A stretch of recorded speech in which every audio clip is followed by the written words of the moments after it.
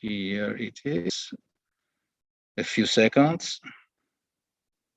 Please be patient. I think it is starting. It has to, okay, to upload the page. Okay, I think here we are. Well, welcome everybody again. We are here all together. I see that people are still arriving. Okay, we are here all together to discuss on Sandrine Kott's book, Organiser le monde, autre histoire de la guerre froide. That is, okay, it too, Sarah, thank you. Organizing the World, Another History of the Cold War, published a few months ago by Sociale, sorry, but one of the most important French publisher. The book is indeed a sort of a, let me say, Sandrine, unusual history of the Cold War, a history of the Cold War seen through the lens of the international organizations. First of all, the intergovernmental organizations such as the UN and the other organizations of the UN group, of course, such as the International Labour Organizations, the UNESCO, World Health Organizations, and others, and some regional thematic organizations such as the OECD for the Western capitalist countries and the Council for Mutual Economic Assistance from the communist countries, and a few non-governmental organizations, mostly business and workers organizations, I would say, with some exceptions, of course, such as the International Chamber of Commerce and some major international confederations of trade unions. This choice, for what I have understood from even from Sandrine's introduction to the book, because the basic assumption of the book, as declared exactly in the introduction, is that the Cold War, and this is a quote from the introduction, the Cold War must be seen as an economic conflict between the US and Western elites, which dominate the world economy, and the second and then the third world that try to counter this hegemony. And this conflict, of course, was particularly visible within the universal organization of the UN family, where basically, or in principle, of all the countries of the world were represented, and through the lens of regional and non-governmental socio-economic organizations like those that I have just mentioned, those who dealt, according to the book's interpretation, with the core issues of the Cold War. So this, I think, is the first important point of the book. The fact that the international organizations, which in the traditional realist interpretation of international relations are seen as almost irrelevant bodies, or at least marginal actors of the international system, here are identified as very important venues, very important loci where not only ideologies, but also ideas, different positions, even knowledge, technical knowledge were discussed, were confronted, and even clashed with each other in many cases. A second relevant point of the book, which is also well stressed in the introduction, and is also one of the clearest outcomes of the book, I think, is the fact that the international organizations were not only places in which the national actors debated, but they were also actors themselves, actors of the international system themselves. And this actorness was embodied by their most active organs, often their permanent secretariats, that in some cases were even able to affirm a sort of distinguished personality, we could say, from the member countries. This was, for example, the example of an international organization that many here know very well, like the International Labour Organization and its permanent secretary at the International Labour Office, on which Sandrine and other people here devoted many other works before this.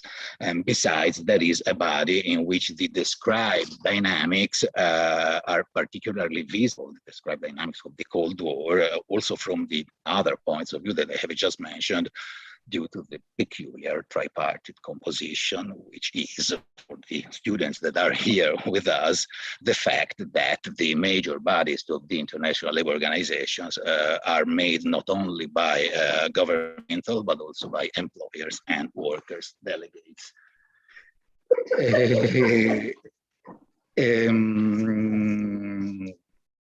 Finally, there is at least, I think, a third aspect of I think it's important to emphasize, which is also mentioned in the introduction. That is, well, on the one hand, the fact that all the things that I have just said does not mean that nation states are not important. They remain by far the major players in the international system, with their machinery and obviously with their balanced power, of course, which is also clearly visible within the international organizations. But on the other hand, however, this positive reappraisal of international organizations also leads to a reappraisal, I think, of the principle of formal egalitarianism that characterizes the life within most of these bodies. In short, this is, in most of them, formally all member states, of course, since we know, of course, this, all member states have the same weight in decision making. They have the same powers of initiative, of proposal, etc., etc. In short, this is, the book tells us a story, a history of the Cold War in which countries other than the two superpowers also play, in some cases, a relevant role, a role probably greater than it appears the role of the same countries in other histories of the Cold War, more traditional histories, which are more focused on hard power. Well, these are some of the basic concepts of the book. On this basis, the book tells us a long number of stories, events, projects, debates, in some cases decisions, which take place within or in connection with or which involve some of the international bodies I have mentioned before.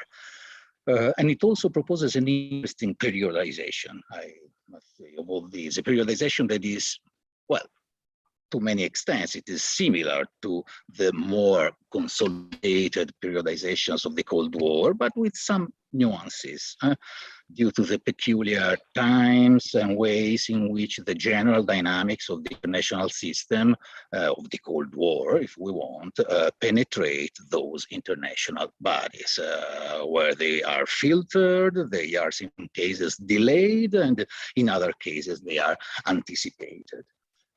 We have an example of this, for example, at the beginning of the book, when it deals with, when Sandrine deals with the split of 1947, the year of the Truman Doctrine, Marshall Plan, Cominform, etc., which is strongly emphasized, this split, of course, in all the classic texts on the Cold War, but which from the point of view of the international organization is seen as much less clear-cut.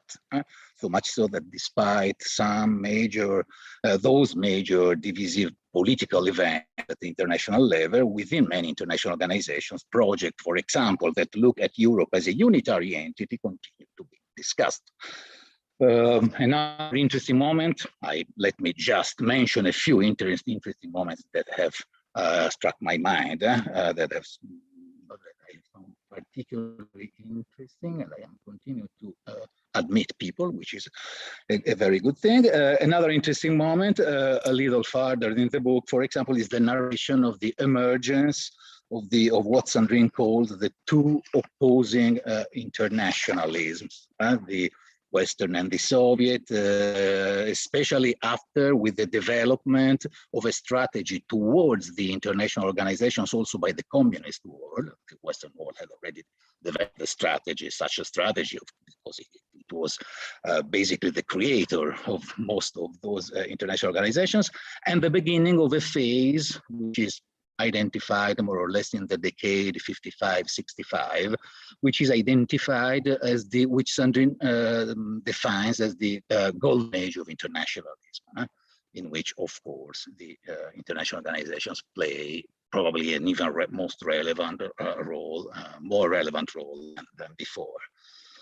This is then followed by, for example, an original narration of the years of détente, to which the book gives necessarily much space, showing the many dynamics of détente within the international organizations, including some less known, at least for me, some less known aspects, such as the debates on the idea of a progressive post-industrial convergence of the two opposing socioeconomic systems, or the story, I found it very interesting, of the creation of the International Institute for Applied Systems Analysis in Vienna. This institute aimed to study the common problems of the Western and Eastern societies, established in the neutral Vienna and financed on an equal basis by the USA and the USSR, which these are all things that I found particularly interesting, and maybe compared to the more orthodox history of the Cold War, this part on détente is perhaps one of those where the book adds more details, more dimensions, more fields of narration which involve politics, economy, culture, etc., etc., etc.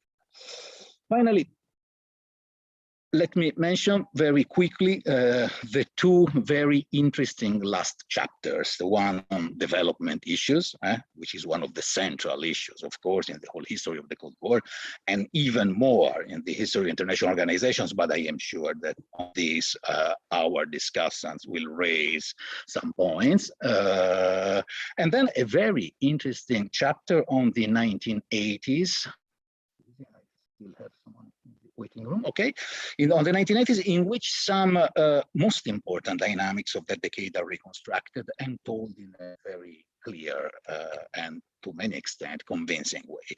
I have appreciated a lot, for example, the reconstruction of the affirmation of neoliberalism, and I have found totally convincing and very, very interesting the description of the tight connection between the affirmation of economic neoliberalism and the widespread affirmation of the rhetoric of human rights in the political discourse almost everywhere.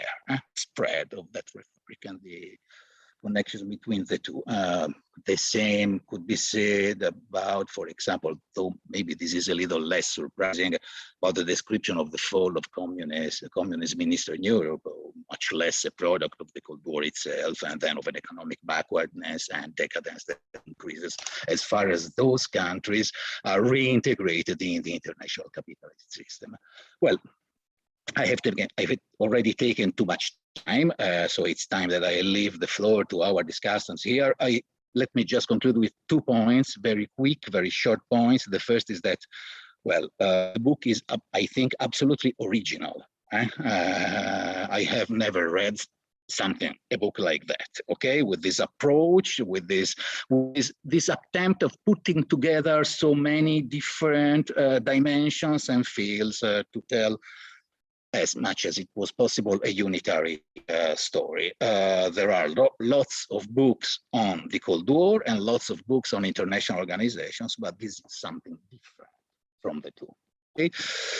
The second is simply that, well, I am really impressed by the richness of the book, by how many issues it describes, how many stories, or with how many details it tells, and of course, how much research, Sandrine, it must have required. You say this in your list of archives and libraries, documents, etc., but also from this point of view, my most sincere congratulations. So now it's time to give the floor to our discussants, our friends here. Well, in the leaflet, the names were in alphabetic order by family name.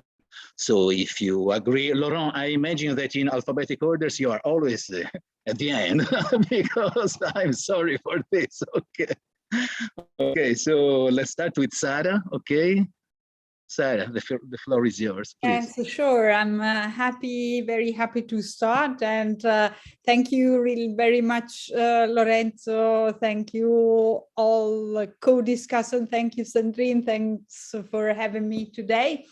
And let me start by saying that I'm especially glad to be here because it doesn't happen that often to be so thrilled with someone else's work as I am with Sandrine's latest book. She knows already about that because we talked about it. And about the fact that really with this book, I really feel on the same wavelength with her. I share the concepts she uses in her book. I have been using them in mine.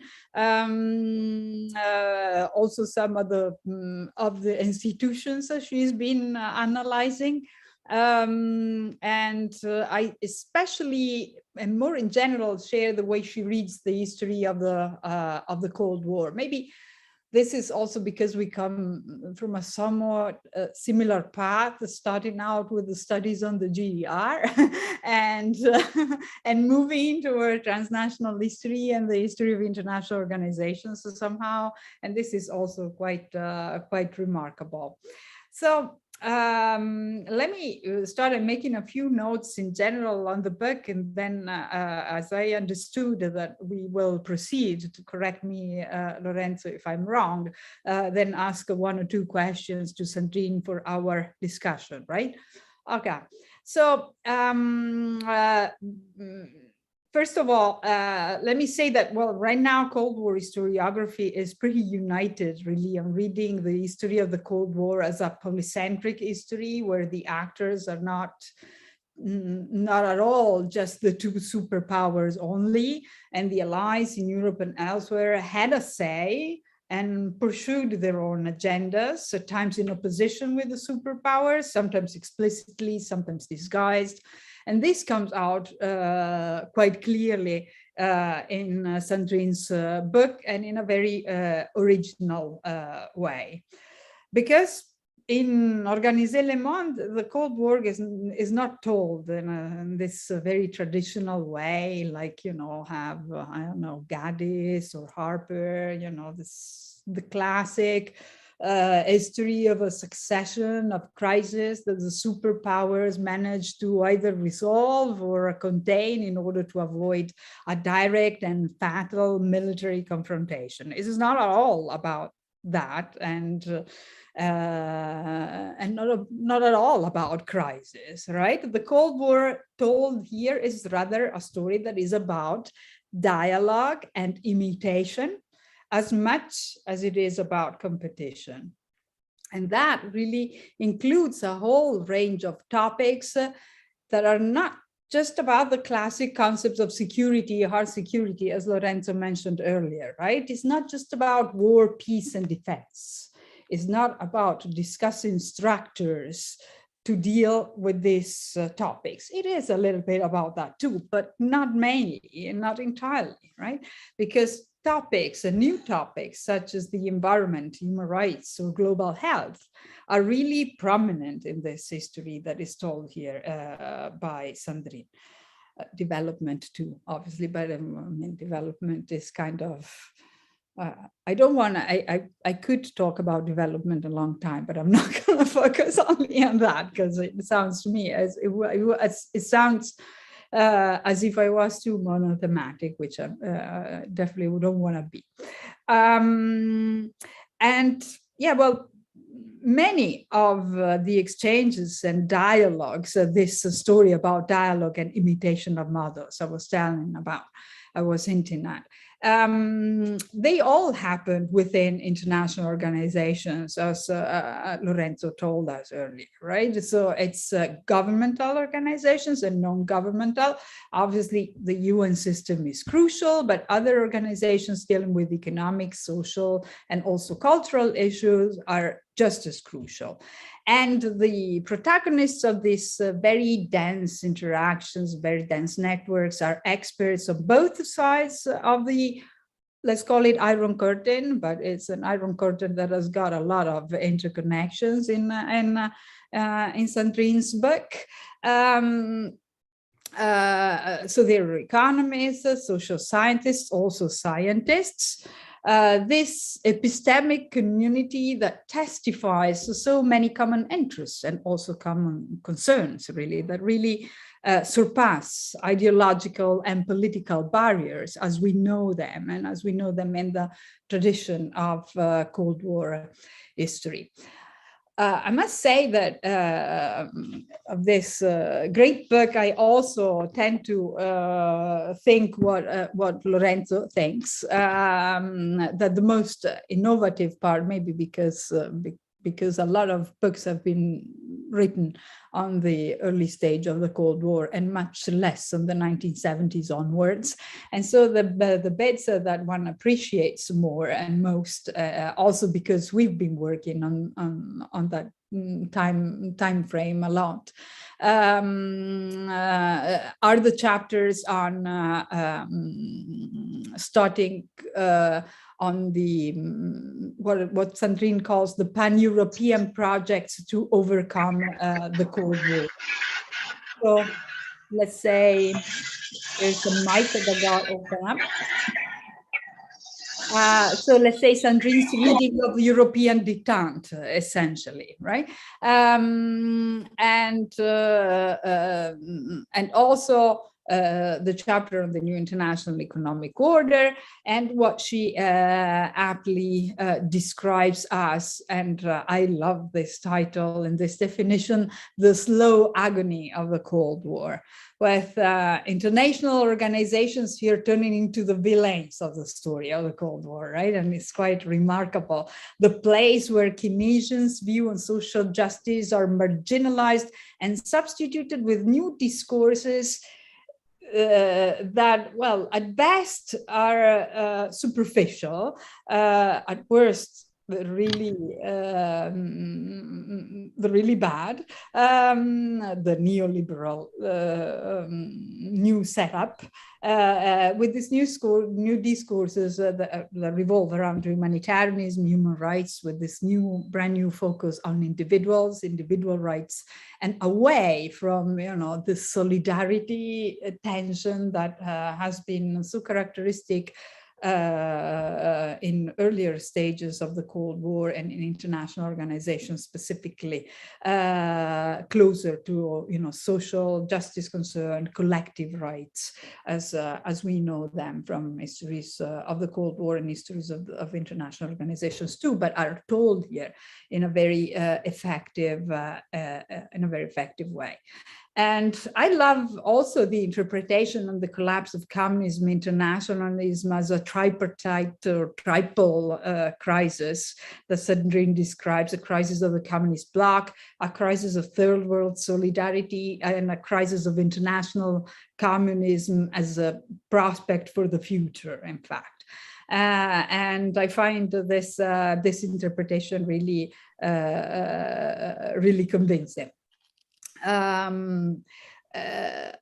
me move then, after kind of this second summary of Sandrine's book, but seen through my lenses instead. Let me move to a question or a topic of discussion for later. Because I would like to ask Sandrine a question that I keep asking myself, right, as getting there from the point of view of the angle of the history of development is what I ask myself into my work, and I would like to see how she reads and answers to this question. And the question is whether whether we could read the whole history of the 19th century, or just the history of the Cold War, if she prefers, but I would expand here the time frame that we got as a history of success and decline of planning, including more elaborate and innovative ideas around planning, system analysis for this is what I mean there when thinking more modern. Connected to this question, so is the history of the Cold War a history of apex, so climax, success, and decline of planning? the second question connected to this is, how much is this history linked to ideas and the faith in science as a way to rule the world? So does, this idea that she has, that Sandrine has in her title of organizing the world, does this have to do a lot about this? Can we see, the history of the Cold War really as a history of growth and decline of planning as an idea? If I may ask another question, if you think is viable, and also thinking of this fascinating tension and conflict that covers the history of the 19th century as a longer time, and for sure the history of the Cold War, the fight between globalism, the reactionary market-oriented neoliberal setup as described by Sandrine, but also by other historians, I think, especially of Tobias Ruprecht and Queen Slobodian. The fight between globalism and internationalism, so planning oriented, based on rational interpretations of how to organize the world. So in this tension, what role do you see, Sandrine, for personalities? Are there people who actually drive the change here, and what kind of people are they? I believe that I stick to these two main questions and to this early comments, and maybe we can, I don't know how you plan to structure the discussion, Chairman, but I'll stick here I'll stick with the two main questions. And again, thank you so much for this fantastic book, really fascinating history of the Cold War that leaves us, I believe that, so I have a third question. So I believe that Lorenzo introduced this this concept of a periodization and reflecting on periodization. And because, while I was thinking about the questions to ask you, and I had this third that I wanted to leave aside, but then in the end I will ask you, do you think that we should all kind of go in the direction where Arnie Vestad's latest book on the Cold War goes, stretching the Cold War in the very long period, age of imperialism, until the end of the 20th century, so the 1990s. Okay. I stop here. Thank you. Thank you, Sarah. Thank you. I think we have already an interesting group of questions, but I suggest, if you agree, as we agreed, Sandrine, do you prefer to answer now, or are you okay? I would be happy to answer some of the questions if you don't mind, because otherwise I will have to answer so many questions. I mean, if Daniel and Laurent don't mind, I will try to answer some questions. Maybe not all of them, but some of them. Okay, please. First of all, for the two of you, I mean, really thank you for your generous reading of my book. I mean, when I mean generous, I mean really trying to really understand what I was doing, because most of the people, they read the book and they don't really want to understand what I was doing. So they want just to add and okay. So I'm very thankful for that. So I just want to answer one question, Sarah, and then I leave the floor about the personalities. I really like this question, because it has always been my problem working on international organization. I come like you, Sarah, from the kind of more social history of the socialist bloc. I mean, before I was also doing 19th century history of Bismarck Germany. So I mean, and I was not looking at people at that time. I was looking at social groups. And when you enter international organization, you only see people. You don't see social groups anymore. So, I mean, you have to make sense out of it. It's complicated. Okay, so I continue. So and I think it was and then what you do when you are in this international organization with these people is to try to understand for what they are standing for, or to which networks they belong, and so on and so forth. So, and in my story, it's what I try to do, maybe not always, but, you know, trying to put the people that I encounter by looking at the archives of international organization and the stories in the network to which they belong. And it was, you know, one of the main complicated tasks for my book. But in particular, I was very relieved or very happy when I just found out for the first time, for the first period, for the first periodization up to the 70s, that a lot of people that I was dealing with were coming from one network, which was the Social Democrats. And that they played this role of bridge builders between East and West, something which is completely counterintuitive, because when you look at the decision of the Socialist International at that time, you know, they were heavily anti-communist. And so if you just, you know, take what they're saying at this time, I mean, you cannot really understand what's going on.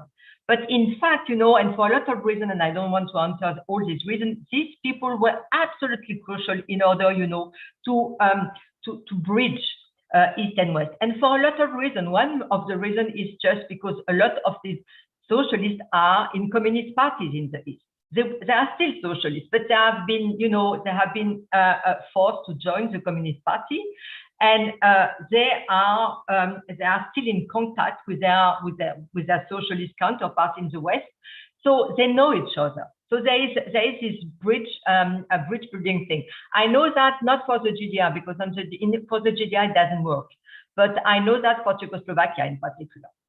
And it's very powerful.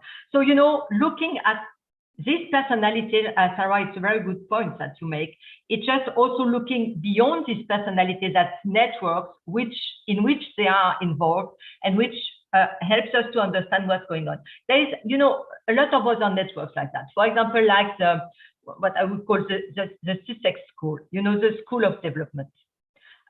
All these economies that you have in international organizations, again, a lot of personalities, a lot of people, personalities. I mean, if you track them, if you really look where they come from, a lot of them come from this Sussex School, the School of Development, and they are attacked in the 70s. They are absolutely, I mean, very vehemently attacked, and we know them in the ILO because they're still in the ILO, you know.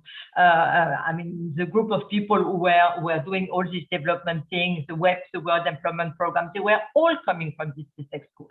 I mean, this School of Economic Development in Sussex. And you see, and they're not communists, they are not even Canadian, they are Sussex. And they are doing all these things, and that's why, you know, for example, the entry through the World Economic Employment Program, the ILO program, is important, not just because it was an important program, but because through this program you understand better what's going on. So, you know, it was always my way of looking at things. It's not that all the stories that I'm telling are important in themselves, but they are revealing of something which has been hidden because we never told the story like that. So and that's how I would answer your question about personalities. There are a lot of us, and of course I don't speak about the political elites and so on and so forth, because they are not at the center of my book. The people who are at the center of my book are the experts. And these experts are important also for the network, for the epistemic, but not only epistemic communities, also political networks to which it belongs. So, Sarah, it will be. And for the other question, I leave it now, but I just wanted to answer this question. Thank you again very much for your very interesting questions and comments. Okay, Sandrine, thank you. I think we continue, okay, with the list with Daniel. We give the floor to Daniel, is okay? Daniel, are you ready? Yes, absolutely. Okay. Thank you. So before I start, I guess I have to alert everyone, especially those who are not so familiar with the format of book presentations, that when I continue to praise it now, that it's not like the usual procedure, and it's not a given that it will be that kind of upbeat event, but I surely will continue, because I agree with what has already been said. It's a fantastic book, and I was quite happy to learn before we started this conversation that it will be translated in most probably in English in the not so distant future. So that will help me to get yet another set of aspects of the book, because my French is a bit limited. So my praise for it comes down to, well, there's a lot that I liked about this book, but what makes it such a good read is that it makes good on its promise to open new perspectives on both internationalism and the Cold War. It has already been said before by Sarah, so I don't have to add anything to that any longer. I particularly think that it's the state socialist dimension, the full integration of a second world, of this kind of competing universalism that makes it so valuable. The book is extremely rich in this regard throughout all of its parts, and it takes seriously, as I already said, the competing universalism, and to use Glenda Stugas and Sunil Amrit's terms. And it's full, and again, you answered halfway of one of the questions I would have. It is full of concrete examples of debates, of interventions, of institutional struggles, and where these played out. It's also interesting, or was interesting for me, eye-opening for me in some other aspects. For example, when you wrote about the Chinese influence on debates on primary healthcare in the 1970s and 1980s. And the same is also true with the issue of neoliberalism. It's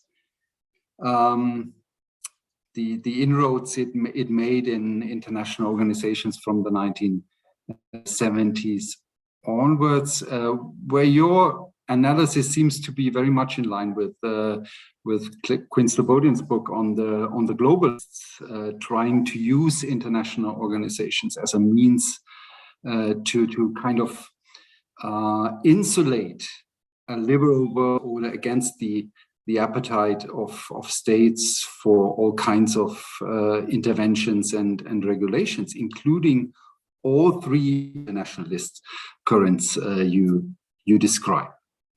So I have three questions. First one, you halfway answered that already. It's more of a methodological comment. It's also like in Sarah's case, something I struggle with constantly. So what are international organizations? What are they? What are we writing about if we write about international organizations? And you have chosen a very interesting approach. It's full of stories. We sometimes get pretty close to the actors. I totally agree what has already been said, that this is a very good way to escape the kind of sterile way to describe international organizations' influence. But if I understand you right, then international organizations are still something that, first of all, reflects power relations and reproduces them. also gives room for subversion, for counter-hegemonial quests, but it is mostly about power relations, about power relations between nation states. In the book, we encounter a lot of them, and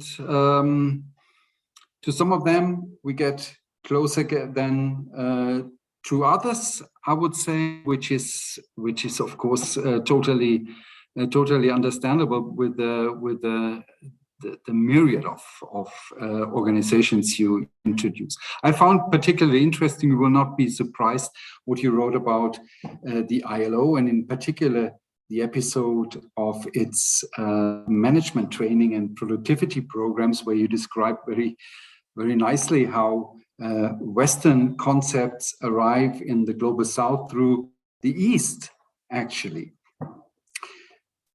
The question I would like to press you a little bit more on is how do you measure the influence of international organizations in whatever capacity we see them, as arenas, as facilitators, hub for experts, sometimes, as Lorenzo has said, as actors.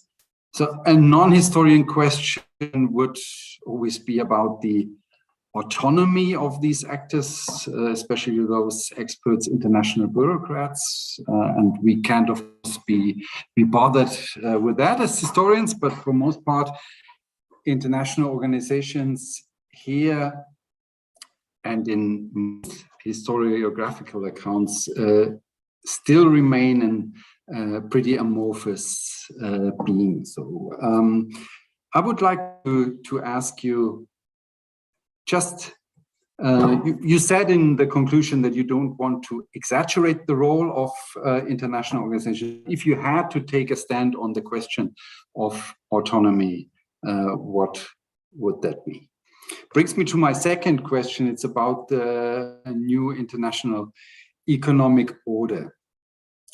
In the book, you describe the new international economic order as a project, as a catch-all project with regard to various long-standing demands, and which rests on a sort of unwritten consensus carried by countries of the Global South, as well as, that I found very interesting, of Keynesian social democrats, which would of course be very much true for the Scandinavian case. One could say a lot about that alliance and its basis, and parts of the second world. So I still altogether was not entirely sure what your assessment of the new international economic order is as a project, and especially whether you see any kind of legacy of that project in today's discussion. Which brings me to the third question, the most open question about your conclusion and your outlook. If I understand you right, then what you're writing about is a prehistory of the present. It's our present that you're actually writing about. It's a present in which globalist and neoliberal logic of competition permeates everything. There is a loss of a belief in regulation, the active role of the state, and a human rights discourse that is closely linked to that. So that, what you wrote about human rights in general, it reminded me of what Stefan Ludwig Hoffmann has written about human rights discourses from the 90s onwards, in which they became, more than anything else, an expression of an all-encompassing presentism and a prime indicator that we are living in an age that has lost not only belief in ideology and utopias of whatever sort, but any kind of categories of a manageable or foreseeable future. So human rights in this very narrow definition and hyper-individualist understanding are no more an ideal to fight for, but they have become sort of a yardstick, as if they really existed outside of political struggles. And I suppose that is not how you see it. So if you had to fill the 30 missing years, or the pages on the 30 missing years that part us from 1989, 1990, when you end your books, where do you see the developments apart from that ultra presentist account, let's say? Thank you. Daniel, I think that now Sandrine has a lot of things on a lot of things to think too. But Sandrine, what do you want to do? Should we? If I may, I will just answer one question, as same as I have done for Sarah, a kind of more manageable question for me, because the other questions are so broad. Just on the new international economic order, I mean, it's something that I can answer very quickly. The legacy, yeah, of course, you're right, Daniel. I mean, I see, and I'm working right now on one legacy of the new international economic order, that's the multinational corporation, you know, because there was all this idea of regulating multinational corporation in order to try for the countries in the third world. And when I say country, it's too vague, of course, because not everybody was really concerned with that the same level. But you know, the multinational corporation, it's not just in Europe, because it's also a question of European, and you know, already in the 60s. But for the governments in the global south, you know, it was a threat for them. It was this idea that, in fact, they had gained kind of political sovereignty, but they had no real economic sovereignty. And that's where they, in a certain way, can endorse the kind of Marxist discourse, or at least a Leninist discourse, that you cannot be really sovereign politically if you're not economically sovereign. It was really the Leninist discourse. So, and but they're not Leninist, and they're not communist, and they're not Marxist at all. But on that basis, I mean, they can really merge, and that's the reason why, in a certain way, the USSR could, and the other, and less the USSR, by the way, than other countries in the East, communist governed country in the East, could join the new international economic order. So the first legacy would be, you know, really the campaign against the multinational corporation, which is still going on right now. And I'm looking at the way, in particular, the churches, Daniel, I mean, it's interesting for you because I know you're interested in that. In particular, the Protestant churches, the way they have been rewritten the whole discourse on economic equality in a kind of moral terms. And that you can see in particular in the sources of the COE in Geneva, you know, the World Council of Churches. Yeah, the World Council of Churches. Yeah, okay. So I can never remember the English acronym. And they discussed that at length. And it's interesting, the discourse that they produce. So, you know, and that's something which is still with us, you know, this corporate social responsibility and all that just emerged during this discussion around the new international economic order. And I think it's very important.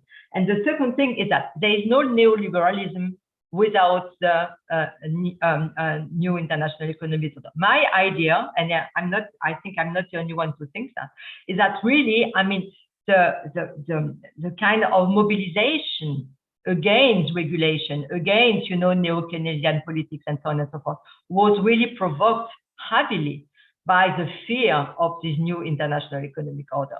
That you see in particular in the International Chamber of Commerce, in certain Chamber of Commerce, in, you know, and again, you know, the UNIAPAT, you know, the organization of Catholic, Christian employers. I mean, they were also very concerned about it. So there is, you know, this kind of unholy alliances between churches and big employers. In a certain way, and for different reasons. for different reasons. I'm not saying that they're on the same path, but they can ally, exactly like the human rights issue, by the way, to fight against the new international economic order. And that's really, and it's still with us. It's still with us. I mean, look at the way, you know, over everything which is connected with over exploitation and so on and so forth is put in moral moral terms. That's really interesting, and I think that's the legacy of the new international economic order, or the counter legacy, if you will. Okay, merci Sandrine. Thank you.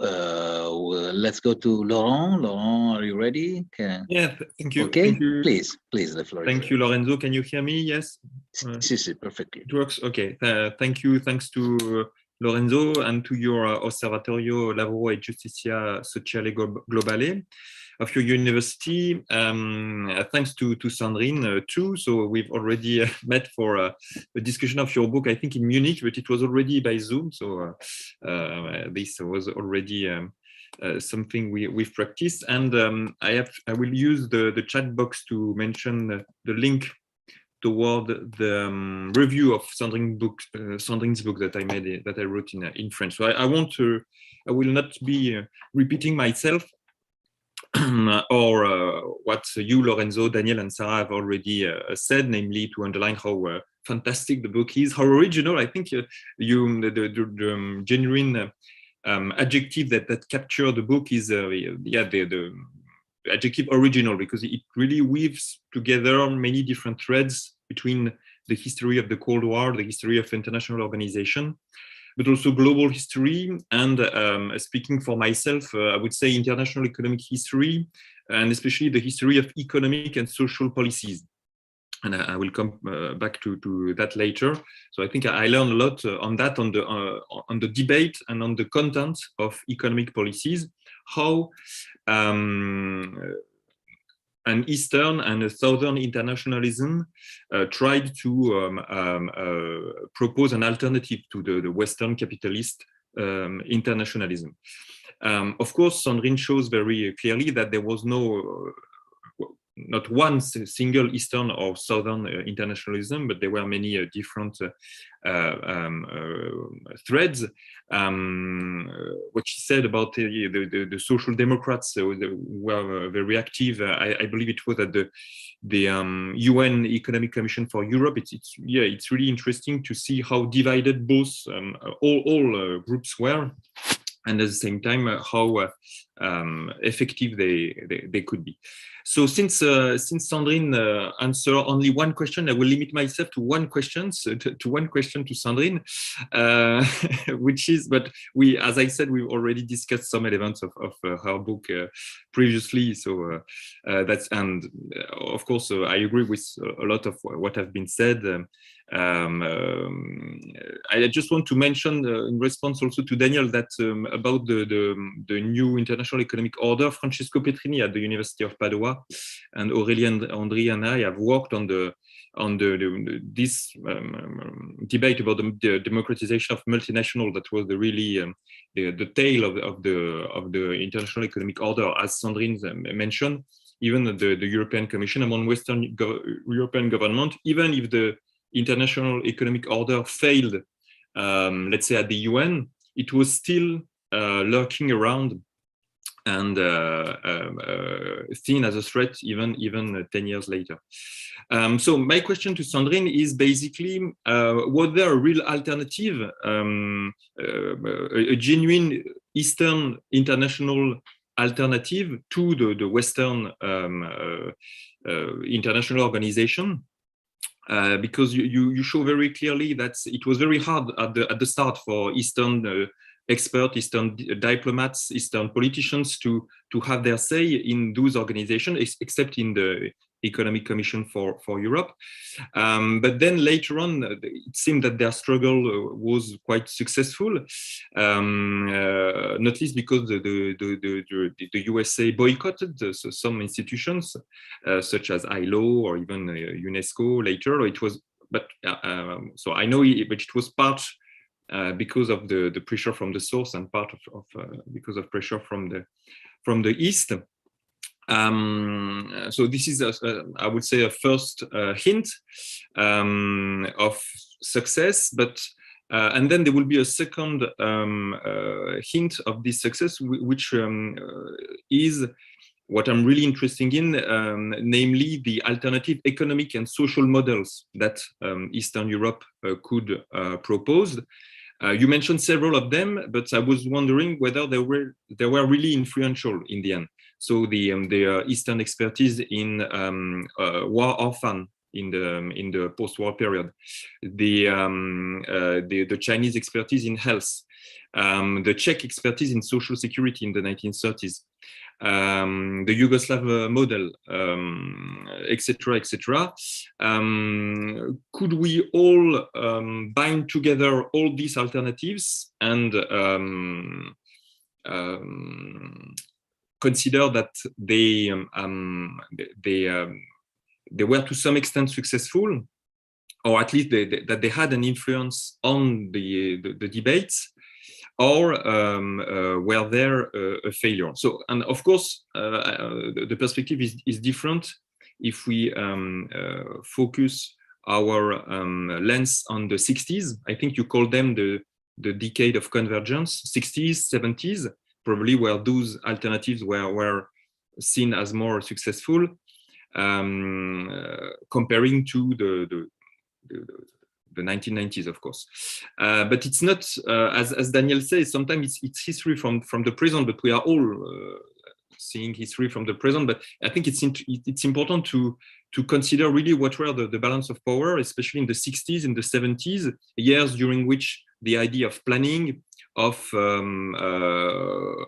democratizing companies were shared by many, not only by the communists in the West, but also by, as Daniel mentioned, the Scandinavian social democrats in Scandinavian and elsewhere. So this will be my question. Of course, it's not a yes/no question, but yeah, do you think that those Eastern internationalism were successful, or at least were influential, and when? Merci Laurent. Bon, Sandrine, at this point, if you want, you can answer to Laurent, of course, and also if there are some questions left from Sarah and Daniel, I don't know, maybe you have some in your notes. And then we can also open, of course, for possible questions from the public.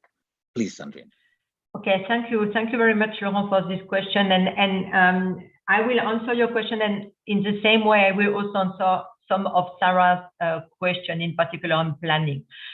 You know, this kind of long 20th century, the Cold War seen as a kind of just particular period in a long 20th century history of planning and decrease of planning ideas and so on and so forth.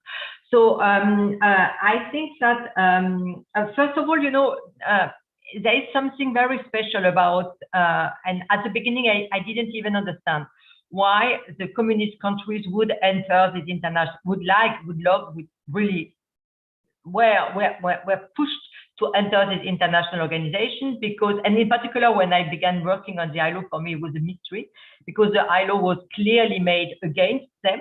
It was, and it was impossible for them really to enter this organization, you know. And of course, each time that they enter, for example, the ILO, because of tripartism, you know, there are people who are saying that it's not possible because private enterprises don't exist so you don't have the kind of tripartite structure that you have, of course, in capitalist country, but which doesn't apply to socialist countries. So there is something that, you know, they enter something which is not made for them. And in a way, it's the beginning of their decline already. So they accept that the world order has been set up by liberal values and not by communist values. So that's very, very sure. But there is a way in which, in a certain way, they can benefit from that. It's when the third world countries enter the international organization, and not because they are communist, but because they are facing the same issue. they are entering a world, international organization in particular, which are not made for them. It's clear. I mean, you know, international organizations are not made for. I mean, it's an order which is based on liberal values. I'm not speaking about neoliberal. I'm speaking really on liberal values. And that you can see in a lot of question and organization of how it works and so on and so forth. I don't want to enter that. So when the third world countries are also entering this organization, then, you know, there is this kind of alliance because they are both coming from the periphery of this liberal world, and they can to fight together in a certain way to make the international organization a better place for themselves, and they can fight together. So there is something like that. And again, it's not because, of course, that's a standard to US interpretation. It's because they were all communists and so on and so forth. But of course, it's not because of that. It's because of a lot of other reasons. And in particular, as Sarah pointed out in her book, I mean, you know, the question is the centrality of the question of development, which was so important for Eastern Europe because it was the underdeveloped Europe and they knew it. And communism and the communist project is about development. That's the first thing that they emphasize. You know, without economic development, there is no communism possible. There is no socialist society possible. So, you know, and that's how, and that's the answer to Laurence, that's how, you know, in a certain way, because this question of development is so central for the communist elite. For that reason, that there is something very appealing in the communist countries in international organizations. They are the ones who are fighting constantly for development, for economic and social development. They are also the ones, together with the Global South, if I can say, I don't like this expression very much, but I never find a better one, so I use it.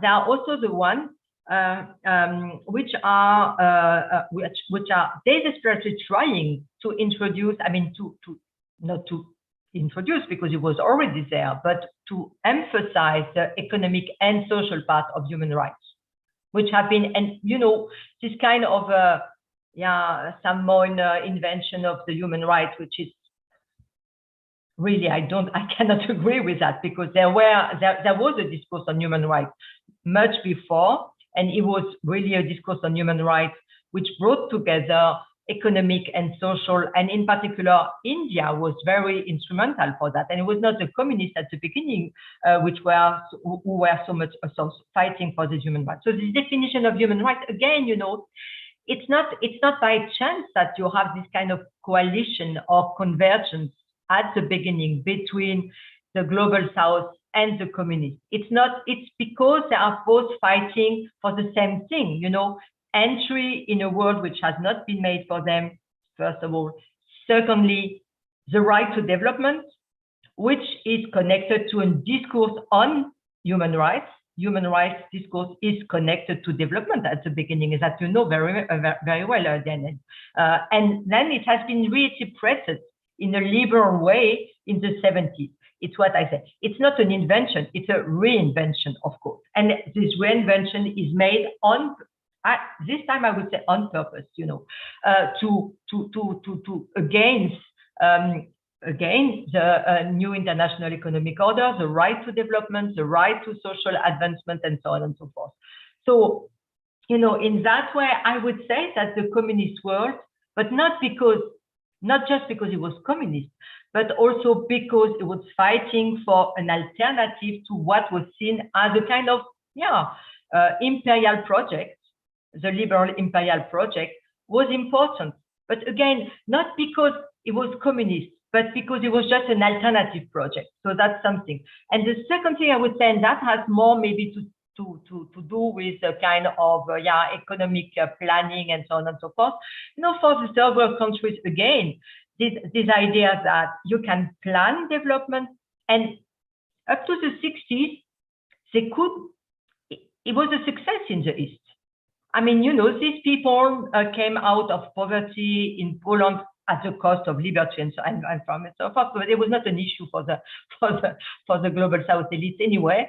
So, but they came out of poverty, out of underdevelopment, without big misery. That you have to take into account. because there was this redistribution in the same time. You know, it's not like the industrialization of Europe in 19th century. You know, look at Poland, look at Czechoslovakia. Czechoslovakia was already developed, Bulgaria, and so on and so forth. So, you know, that it was something which was appealing in a certain way for certain elites. And I'm not talking about the whole population because they didn't know about it, but for certain elites in the global south. And in top of that, also because of course it was a possibility for them to privatize in a certain way. I mean, the whole economy of their country, you know, because behind planning, what they were putting was also a kind of privatization of the resources of the country for themselves. So it's a way, you know, like in particular the military in Egypt or in Algeria, you know, how the military elites are just, you know, in a certain way privatizing the resources of the country, using the language of state planning. So, you know, yeah, you understand what I'm saying, Laurent? I see that you are, yeah, okay. So, you know, when I say that, I'm not defending at all the communists. And what I say is that it was very easy for certain people to use this discourse for their own benefits in a certain way, for their own purposes. And that's a partial answer, and that's also a partial answer to Sarah. And of course, Sarah, I completely agree with you. There is a long history of planning, and I would say even before, even in the 19th century. Look at Napoleon III in France, for example. You know, I mean, maybe you could see him as a first planner, or maybe before even, you know, or in Italy for that matter. You know, I mean, all the planning which has been made, you know, the development of the nation. It goes hand in hand with the nation state building. You want to build a nation, you want to develop the nation, you plan for the development of the nation, and so on and so forth. So, and it goes back to the 19th century. So it's a long story. It's a very long story. And you're absolutely right. I completely agree with you, Sarah, that in fact, the Cold War was the kind of climax or apex, or I cannot say in this one, of this long story. And then the decline. And the question of the decline, as I said, I think is really connected to the proposal of the new international economic order. So this idea that maybe others could also also wish to enter this, you know, this idea. I mean, it was too much. It was not possible, you know. So and then you see very well when you look at international organization, because, you know, I'm always using them. I'm not, and I will try to answer your question, Daniel, but I always have trouble with this kind of question. What was, in a certain way, their success or failure? How successful were they, and so on and so forth? I think at the end, it's difficult to answer this question. I remember once when I began working on the ILO, you know, I remember it was G.P. Dutton. He was there in the archives, and he told me, why are you doing that? Because in fact, you know, the ILO, it doesn't matter what the ILO does. In a way, maybe he's right. Maybe it doesn't matter so much what the ILO as an institution does, but there are many things which are done through the ILO which matter. It's what the way I would answer this question. It's not the ILO itself, but there are many things which are going on in international organizations which matter a lot. In particular, how they have the possibility to create this network, to make them these people working together, and to emphasize some topics and so on and so forth, and look at the World Health Organization right now. Of course, this organization is weak. It's a weak organization. I mean, the money that this organization has is nothing. It's absolutely nothing. But they put on the agenda certain things. And if the World Health Organization was not there, this idea, for example, that you have to share the vaccine and so on and so forth, you know, that's not nothing. Maybe that's nothing for the US. That's for sure. It doesn't matter for them. But that's not nothing for the country in Africa, for example, or for some groups. You know, it was so interesting because I was attending a conference. I mean, it was something it was a kind of ethnographic experience in New York. people, in particular, people coming from the Black Panthers and so on, and the way these people appeal constantly to international organizations because they're weak in their own countries. So it's not that maybe they do nothing, but they're very important because what they allow, the space that they open for certain group and certain people is very important. And in particular, and they allow a lot of discussion on planning and a lot of other issues. So that's how I would. I think I have answered the question on the East. No, there is another thing that I want to mention about the question on the East: the woman issue and the family issue, which I think is absolutely crucial. I mean, now we forget about that, but don't forget that that March 8th, you know, the Women Day, has been invented. They were not communists at that time; they were socialists because they were in the Socialist International, Women Socialist International, by Clara Zetkin and these other Russian, the Soviet woman. I mean, okay. So anyway. It's too communist. And then it was very, I mean, we know because we have worked on the GDR, how important it was in socialist countries. It was a very important moment. You can always say, okay, they were not really feminist. Certainly they were not feminist the way feminists in the West in the 70s are, but they were for Gleichheit. They were for a kind of equality between men and women. And it goes back to Engels, by the way. You know, it's a discourse of, you know, relative equality between men and for the first socialists. I mean, and of course we could also go back to Fourier and others. So, you know, there is a long tradition of emphasizing the rights of women in the society, which has been really put at the agenda in international organizations by communists, and really by communists, and which has a very long legacy up to now. Certainly, it has taken another course in the 70s, you know, like a kind of individual emancipation. Of course, the communists don't speak about individual emancipation. That's not their goal at all. Their goal is to integrate the women into the society, to make them workers, to make them build socialism together with men. That's their goal. But by doing that, they really, and that's something which is true for all communist countries. Even Afghanistan, I remember, even Afghanistan, when it was ruled by communists, I remember having talked to Afghan women at that time, and they were just thrilled by that. So, so that's something which is, and interestingly, it was something, I don't know, Sarah, because you also worked on the GDR, but for me, it was always complicated to understand how the communists have been doing that against their own basis, because the workers didn't want to have that. You know, they were fighting constantly against the men in the factories just to impose that, and it was complicated. It was difficult. So that's something which we shouldn't forget, because March 8th has not been invented by the liberals.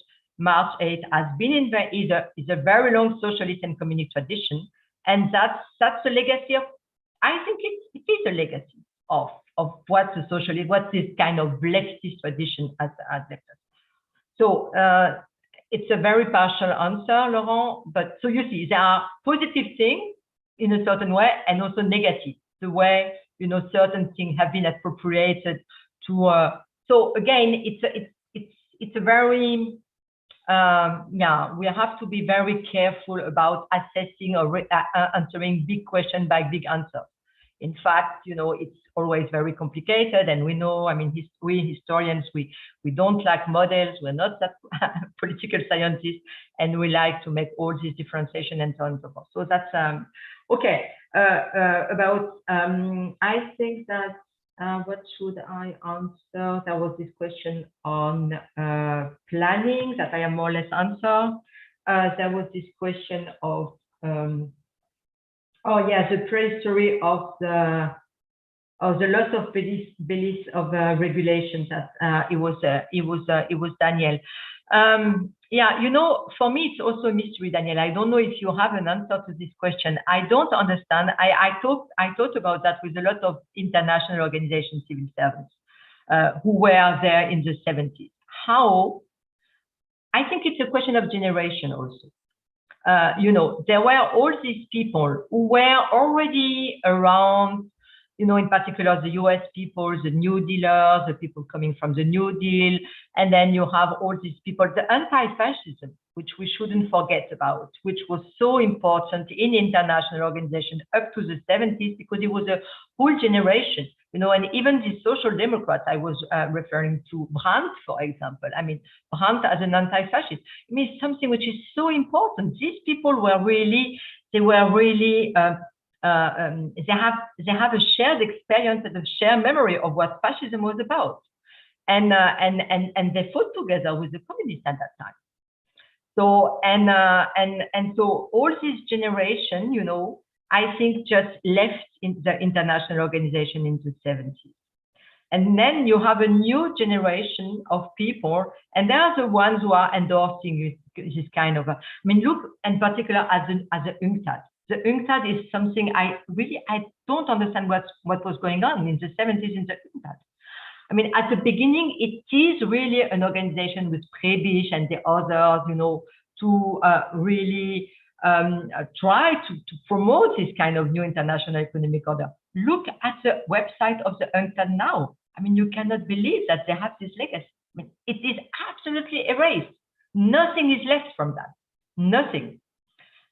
So there is something very, I cannot explain, Daniel. It's I think there is a question of generation, but there is something else that I don't really understand. I think, okay, if you look, and again, you have to look at very precise parts, very precise question, and maybe you have an answer. If you look at a committee for the UN Committee for Multinational Corporation, which was set up in 1974 in answer to the new international economic order. And you see how, in particular, Nestle, you know, the multinational corporation Nestle, entered this committee and just promoted the discourse. Really, they entered directly the committee, the UN committee, and promoted the discourse of deregulation and so on and so forth, on non-regulation, again, on the basis of moral values.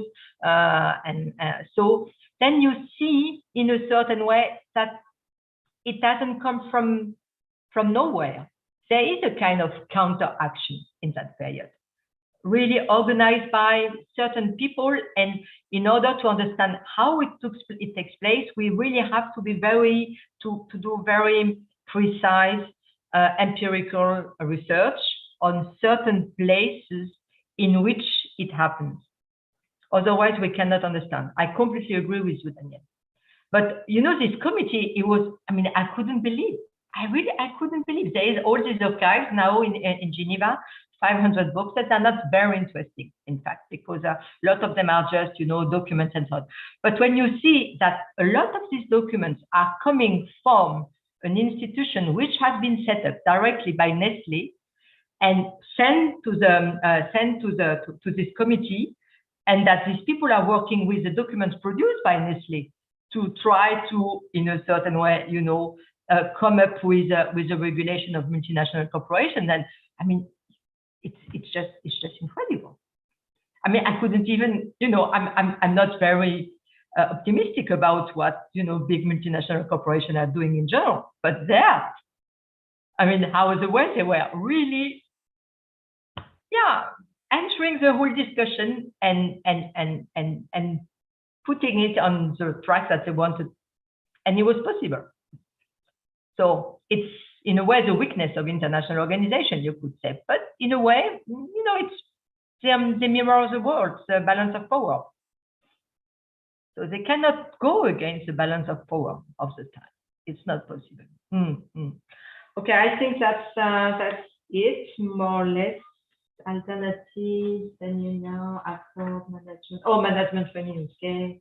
Autonomy, yeah, autonomy, I just answered. No autonomy, of course. Absolutely no autonomy. Just a question of balance of power. But in this balance of power, and that's the reason why the East was important. Not just because they gave new ideas and so on, just because there was another balance of power, which made possible certain things which are not possible after that. Okay, I think I hope I have not been too long, but really was so interesting questions. Yeah. Thank you, Sandrine. Very interesting questions, very interesting answers, and a very rich debate. At this point, well, it's almost 5:30, so we could stop here. But if we can leave a few minutes for possible questions from the public, I don't know if our public is want to ask some questions. I don't know, maybe not. If they don't, yes, I see Roberto. Roberto Ventresca. Okay, Roberto is a researcher here in Padova. He has a postdoc.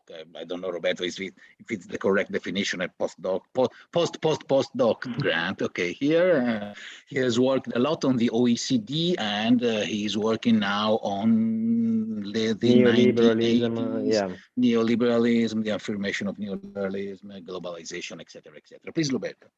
Thanks, Lorenzo. Thanks, Sandrine Kott, and today's speakers for their very insightful remarks.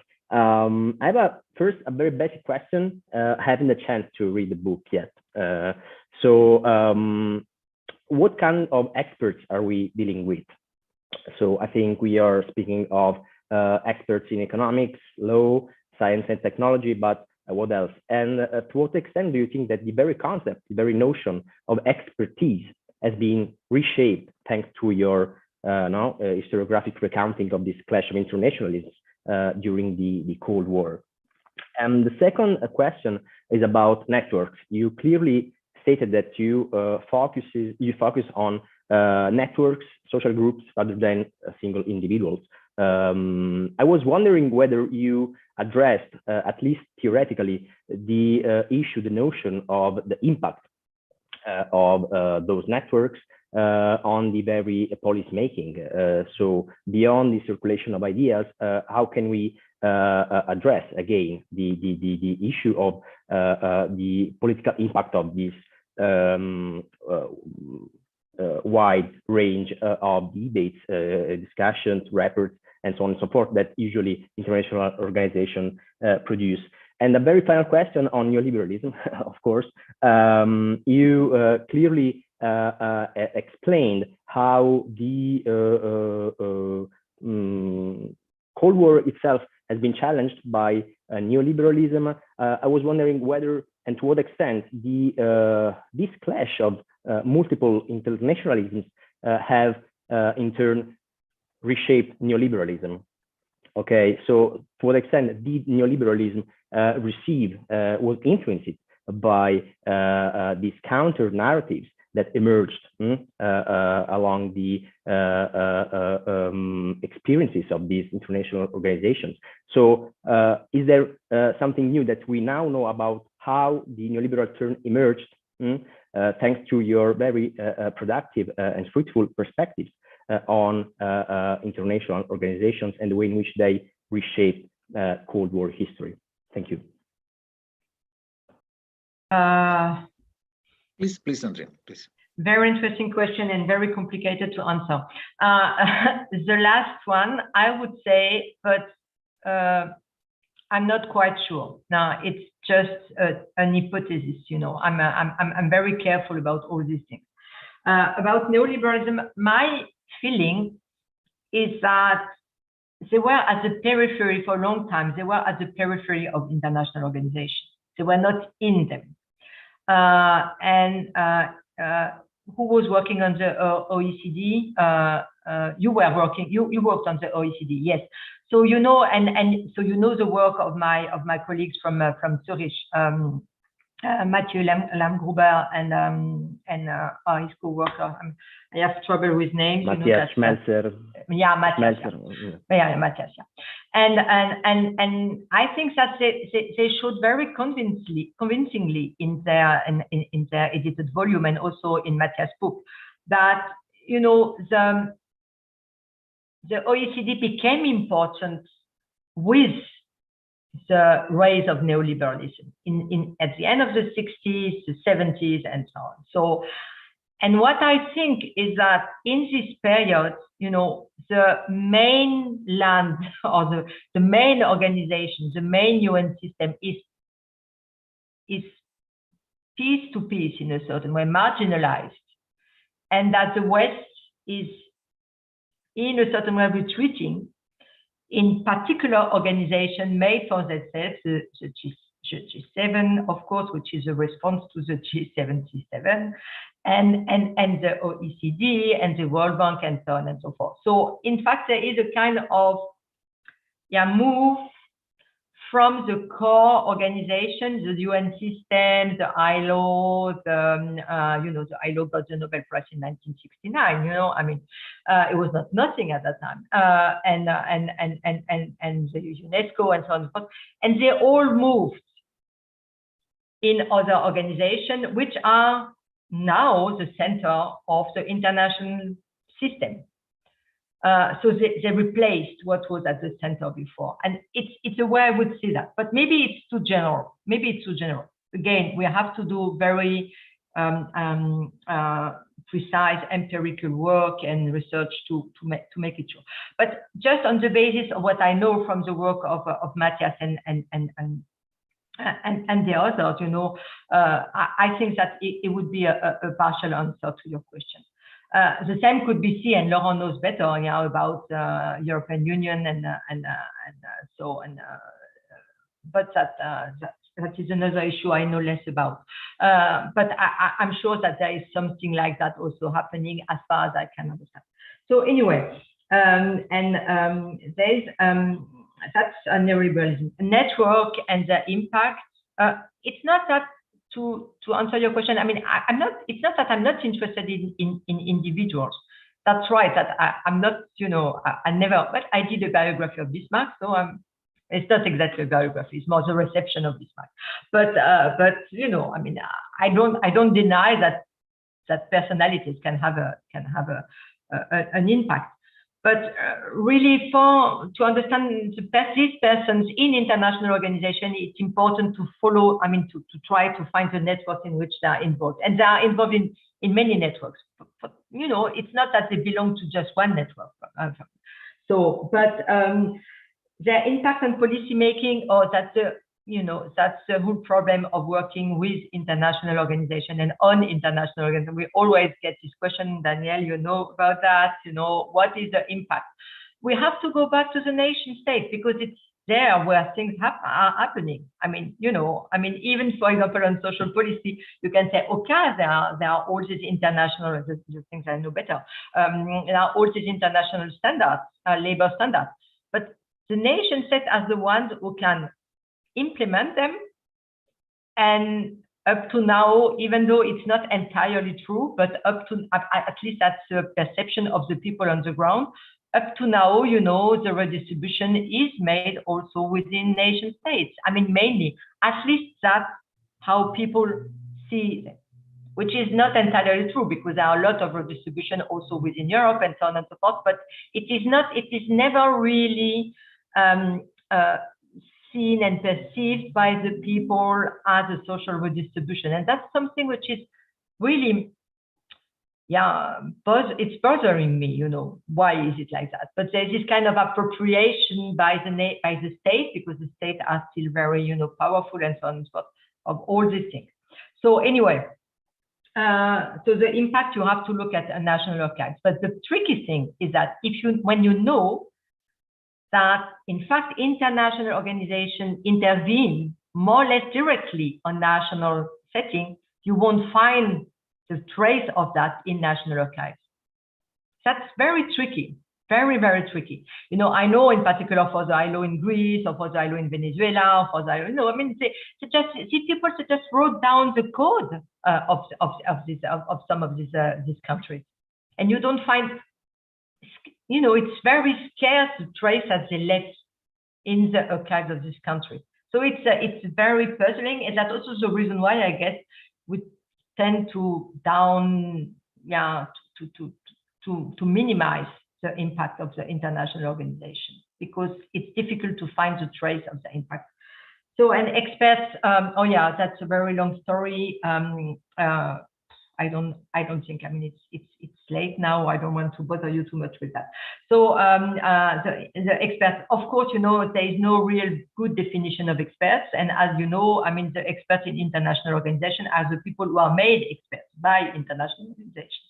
You know, they are recruited by as experts, and then, you know, of course, they are labeled experts, and then they can travel the world by with this label and seen as experts. So, and there is a kind of market of expertise and market of experts in international organization. When you work in Geneva, you see that it's very obvious. You know, some people are labeled and they want to be labeled. So, and they also earn money with that, and so on and so forth. So, I mean, you know, this ExCol, as we know, because we, Daniel, I'm sure that you also got one of these ExCol thing, and oh yeah, you did, of course, and I also did. You know, I was also for a time an expert for international, just expert. I was experting the book of Daniel, by the way.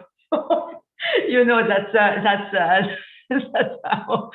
how it works. For free, Daniel, I tell you. I will not even pay for that. But I didn't want to receive money from them exactly because of that. I wanted to be free. So, so there is this whole market of expertise, and this has been relatively well studied by political scientists, I would say. So and then all this epistemic community thing and so on. I think that's a good part of what. I mean, I'm not always very positive about what political scientists are doing when they are doing their models, but everything that has been written about expertise, epistemic communities in the last 20 years, 30 years, even before, but in particular, it has been a revival of this. It's good. I find it good. So, you know, it's much more easier to know now what's going on with expertise. So, thank you. Thank you for your question. Very good. Thank you so much. Thank you so much, Roberto, and to Sandrine again for your answer. We have dealt with a lot of most interesting things. I know it's late. It's late. I would like to ask you a final, very short, but important to many extent question, Sandrine, which is, it's a very short question. Please feel free to answer very shortly if you want. I mean, the European Economic Community, is there a place for that body in your story? I mean, you decided from the beginning that it was not a part of your story. Of course, you mention it here and there, but it's not one of the protagonist international organizations. What do you think were already, why it's almost absent, we could say, from the story, and which do you think would have been its place in that story?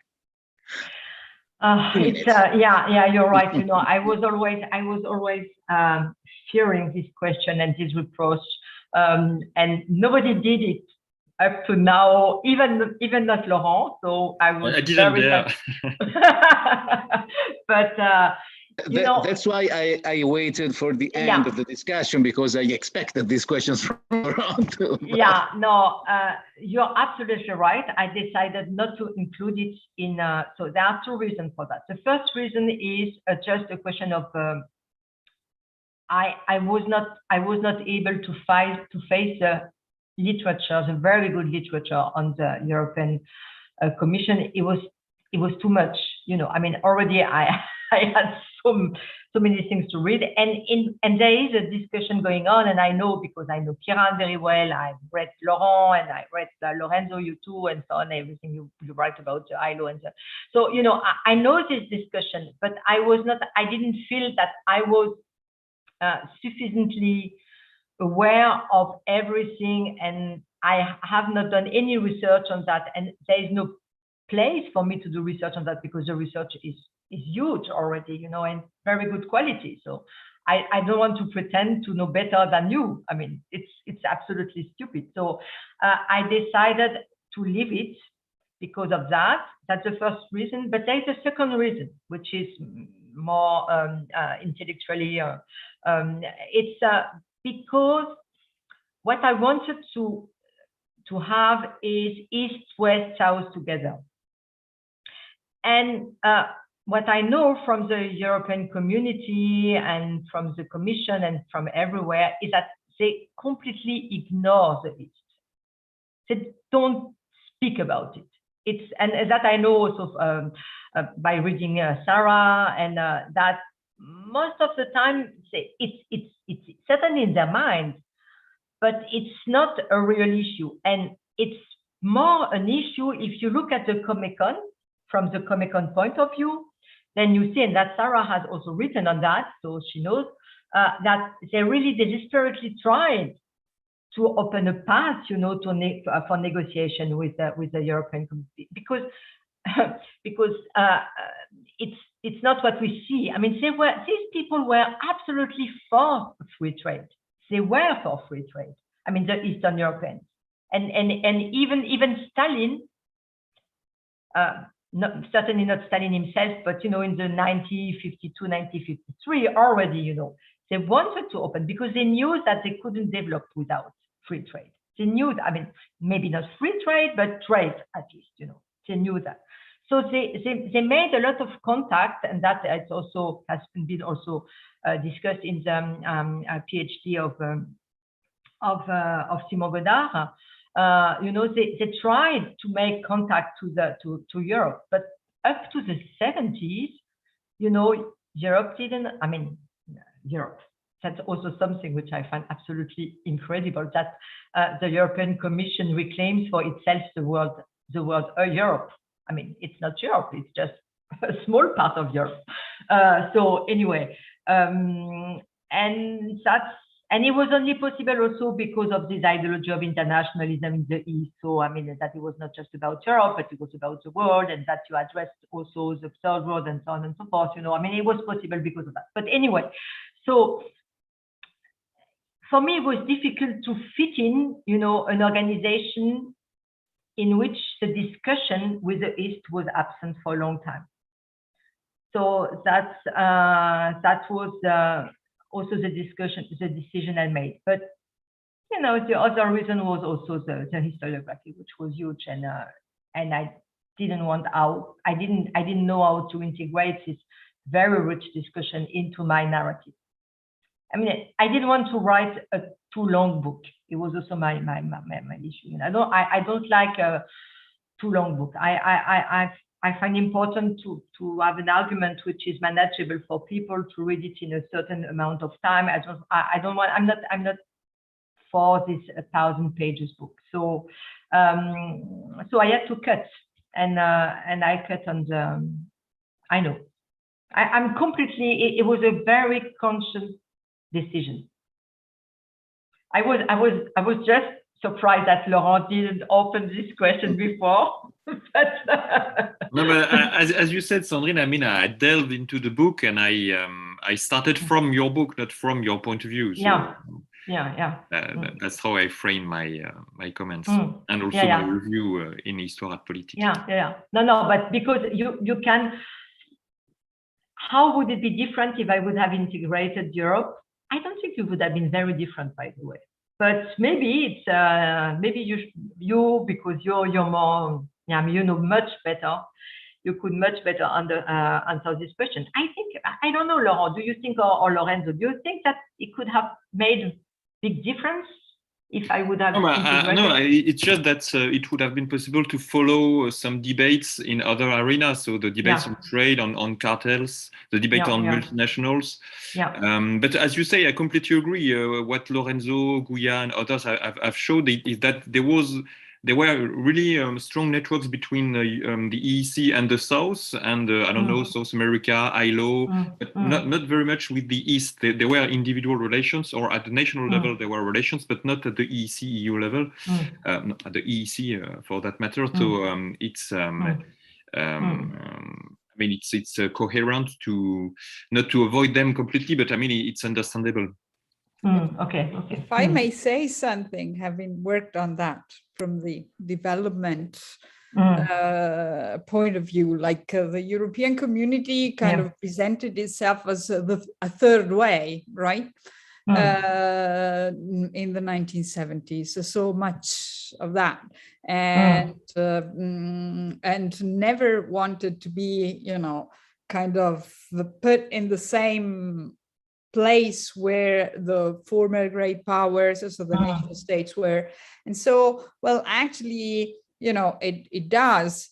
add a dimension, but not in terms of, not so much in terms of experts dialogues, because that is, and not so much in the very long run, even though, this kind of self-definition starts pretty early on, and is characteristic for throughout the 60s, 70s and onwards. But I don't think that per se, the European community, kind of, it's yet another chapter. You have so many, right? In your absolutely. So it's yet another chapter. I wouldn't say that it really changes the big Cold War picture, because it didn't want to be defined in Cold War terms. And it didn't want to have its strategy presented as a Cold War strategy at all, especially in the development arena. But indeed, I mean, this idea of a third way for the third world was pretty much there for in the 1970s, and it was an interesting element. Yeah, but maybe you're right. It would have been another chapter. Another big paragraph, say, but not that it changes radically the interpretation.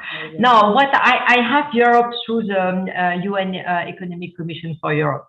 So it was my main focus, and because the archives are good, I mean, so it was okay. But no, good question, of course, Lorenzo.